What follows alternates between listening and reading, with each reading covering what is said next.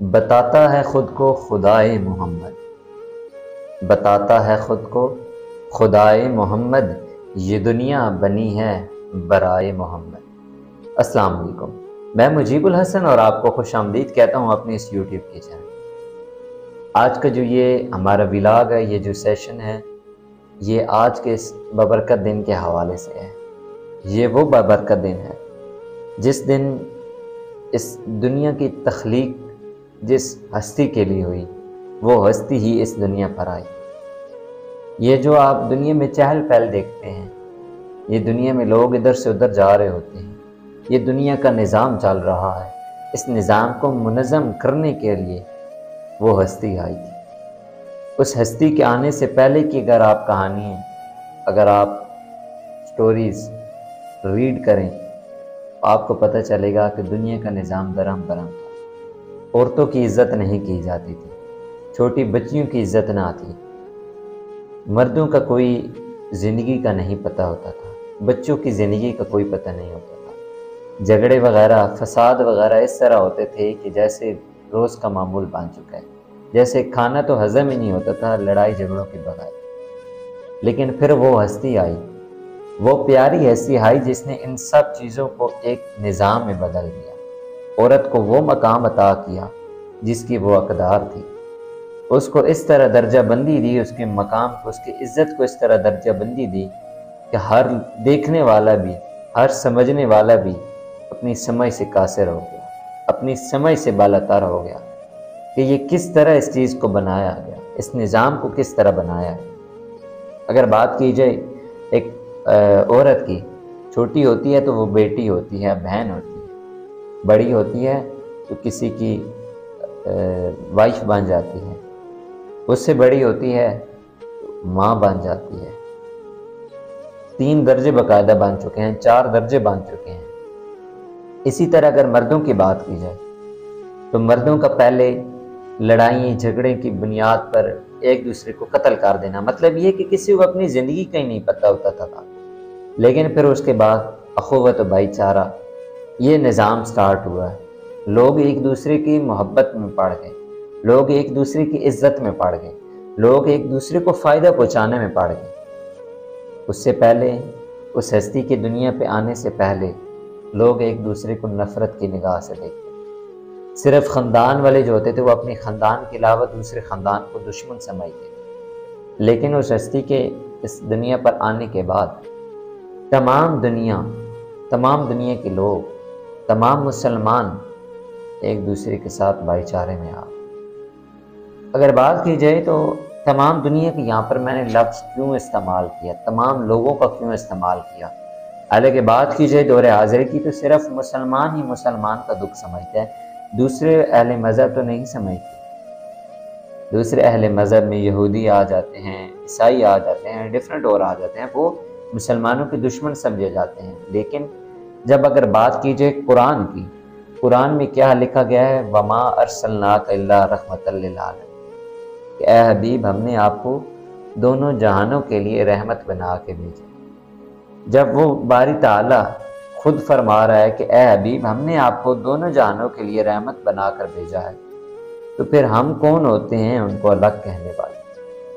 اگر کوئی گستاخی کرے گا تو پھر وہ سزا کا مرتکب ہے، اگر کوئی گستاخی نہیں کرتا تو اسلام کہتا ہے کہ آپ اس کو آسرا دو، اقلیت میں اسے شامل کیا جاتا ہے۔ اس کی پشت پناہی کون کرتا ہے؟ اسلام کرتا ہے، اسلام میں رہنے والے کرتے ہیں۔ جیسے دور حاضر میں بات کی جائے تو ایک ڈرامہ کافی زیادہ پاپولر ہے، کیرولش عثمان، اس سے پہلے ارطغرل غازی کافی زیادہ پاپولر تھا۔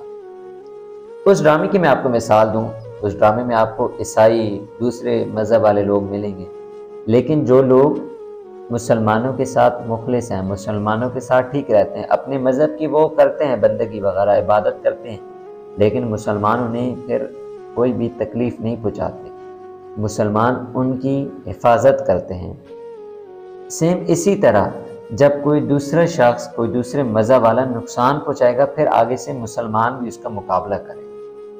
جب کوئی نقصان نہیں پہنچا رہا، وہ اپنے رستے اپنی عبادت کر رہا ہے، تو پھر آپ کا، مسلمانوں کا کام بنتا ہے کہ اس کی حفاظت کرنا، اس کی پشت پناہی کرنا۔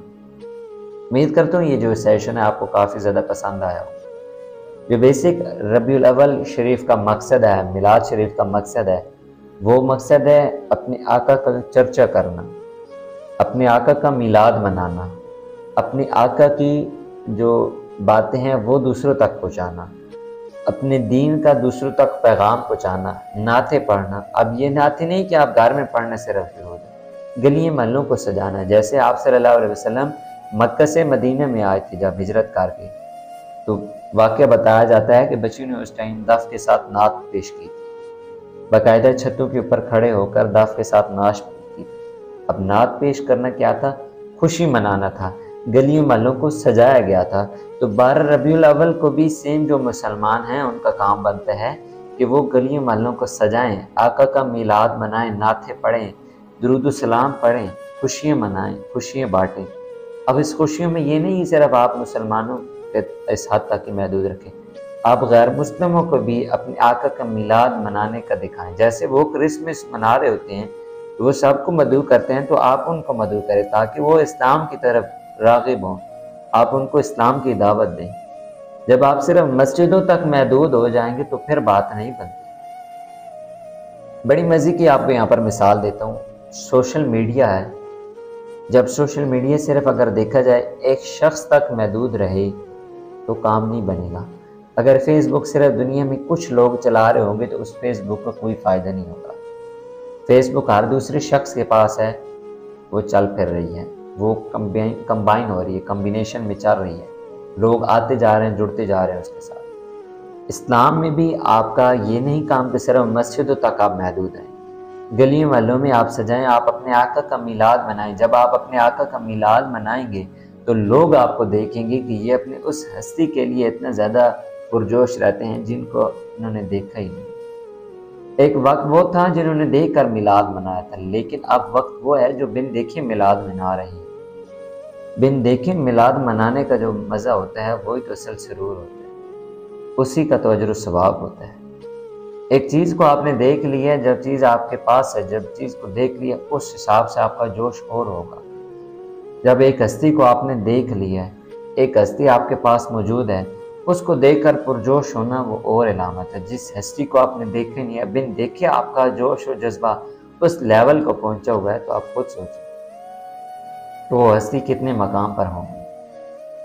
تو میلاد منائیں، خوشیاں بانٹیں، دوسروں کو راغب کریں، اپنا ایک انداز اس طرح اپنائیں کہ لوگ آپ کو فالو کرنا سٹارٹ کریں۔ اسی طرح اس چیز کو مد نظر رکھتے ہوئے جب سلطنت عثمانیہ بنی تھی تو اس نے اپنا ایک ایسا مقصد، اپنی ایسے ایک لائن بنائی تھی کہ لوگ خود ان کے ساتھ آ کر شامل ہوتے ہیں، چاہے وہ غیر مسلم ہوں چاہے وہ مسلم ہوں۔ ہمیشہ اپنے راستہ آپ کا ایسا کلیئر ہو کہ دوسرے کو آپ کی منزل نظر آ رہی ہو تو وہ آپ کے ساتھ جڑے گا۔ امید کرتا ہوں آج کا جو یہ سیشن تھا آپ کو کافی زیادہ پسند آیا ہوگا۔ ویڈیو کو لازمی آپ لائک کرتے جائیے گا، چینل کو آپ نے سبسکرائب کرنا ہے۔ باقی جو میڈیسن کے ریلیٹڈ یا ڈیفرنٹ میڈیکل کے ریلیٹڈ سیشنز آپ کو ملتے رہیں گے۔